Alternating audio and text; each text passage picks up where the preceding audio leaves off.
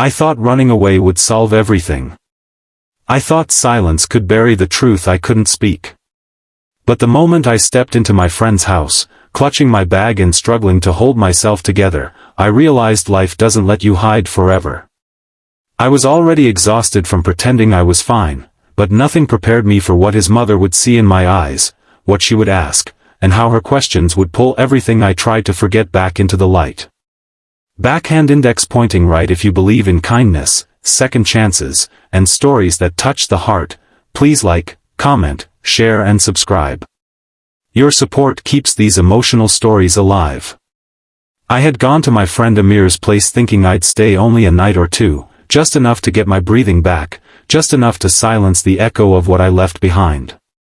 I was pregnant, alone, and convinced I didn't deserve to ask anyone for help. My life had fallen apart too quickly. The father of my child chose someone else when he learned about the baby, my parents were halfway across the world, and the walls of my apartment felt like they were crushing me. I wanted to be strong, but every heartbeat felt like a reminder that I had someone else to protect now, someone who hadn't asked to enter this world of uncertainty. Amir welcomed me without hesitation, without questions, the way only an old friend could. His apartment was warm, full of childish drawings his little niece had made, and even though I tried to look composed, it was clear I was fragile. The first night I cried quietly into the pillow, feeling the weight of the child inside me shift as if reminding me I wasn't alone. I wasn't sure if that comforted me, or terrified me more. On the third morning, Amir's mother arrived unexpectedly from her hometown. I froze when I saw her standing in the hallway, holding a basket of fresh bread and homemade cookies, her gentle smile taking in everything at once, the swelling beneath my clothes, my tired eyes, my trembling hands. She didn't speak right away.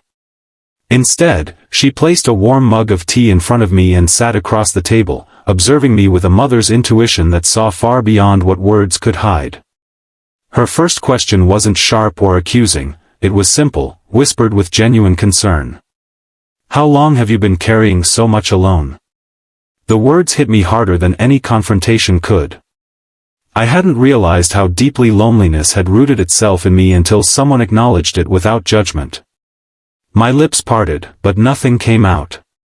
I looked away, blinking rapidly to stop the tears, but she leaned forward, placing a hand over mine, grounding me gently. In that moment, something inside me cracked, not in despair, but in release. I wanted to answer. I wanted to tell her everything. But fear held my voice hostage. That day passed slowly, her presence floating around me like calm air while I wrestled silently with my emotions. She didn't force anything, didn't push. She just remained.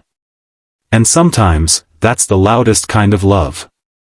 In the evening, as I sat in the living room rubbing my aching back, she approached again. The house was glowing with the soft yellow of warm lamps, Amir was in the kitchen humming while preparing dinner, and his little niece sat with her teddy bear nearby. His mother kneeled beside me and guided my hand to her own heart. With a voice so steady it felt like a shelter, she asked again, "Who hurt you enough that you forgot you deserved to be held?" This time, I couldn't stop the tears. They came in heavy waves, like a river finally breaking through a dam. I cried for the love I lost, the dreams that shattered, the fear of becoming a mother alone, the shame of asking for help, the exhaustion of pretending strength. I cried until breathing hurt, until there was no space left inside me for silence.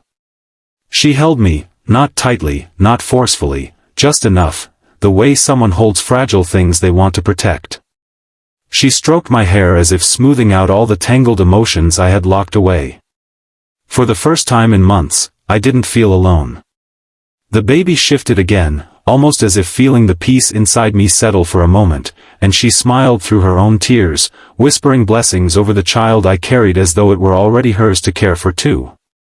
From that day on, everything changed, not in dramatic leaps, but in small, meaningful gestures that stitched me back together.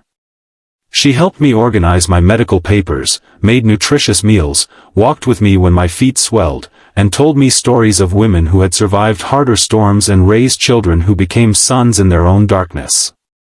She shared old remedies, warm soups, gentle massages, and comforting words that felt like being wrapped in safety I didn't think I deserved.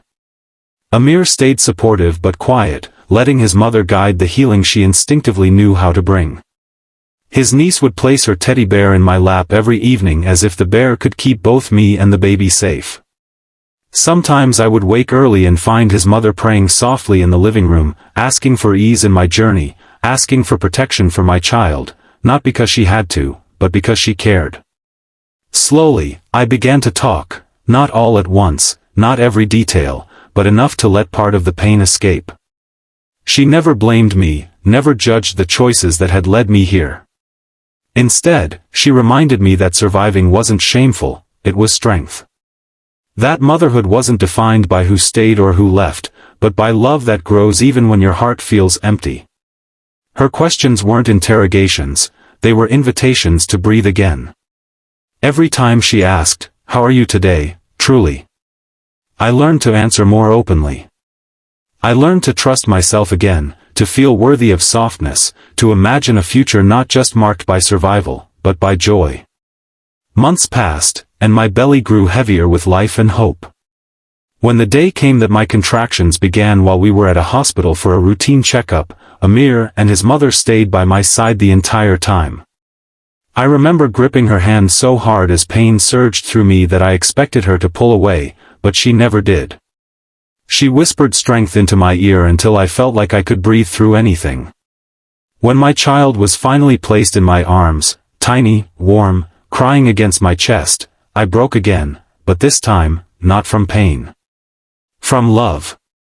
From relief. From gratitude so deep I didn't know how to hold it all.